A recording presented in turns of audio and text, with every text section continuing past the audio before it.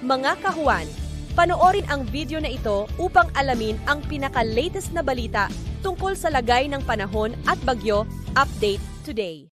Malamig na panahon pa rin ang inaasahan sa malaking bahagi ng ating bansa dahil sa patuloy na pag-iral nitong Northeast Monsoon dito sa may Luzon at Visayas. Samantala, para naman sa mga kababayan natin dito sa may Mindanao, inaasahan po natin mga localized thunderstorm ang posible magdala ng mga pag-ulan sa kanila, lalo na sa hapon at sa gabi. Sa ngayon, wala pa rin naman tayong minomonitor na anumang bagyo or low pressure area sa loob at labas ng ating Philippine Area of Responsibility.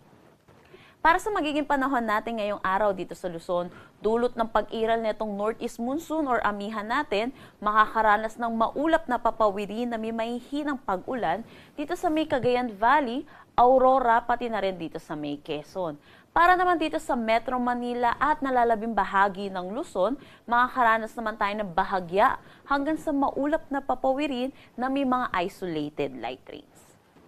Para dito sa may Palawan, Visayas at Mindanao, maaliwalas na panahon naman ang ating aasahan. Pero magkaiba lang yung weather system na inaasahan natin na posible magdala ng mga pag-ulan sa kanila. Dito sa may Northern Samar, Eastern Samar, Southern Leyte at kabuuan ng Mindanao, maaliwalas na panahon ang aasahan, bahagya hanggang sa maulap na papawirin. Pero asahan po natin yung mga isolated rain showers o kaya mga localized thunderstorm lalo na sa hapon at sa gabi. Wala pa rin naman tayong nakataas na anumang gale warning sa anumang seaboards ng ating bansa.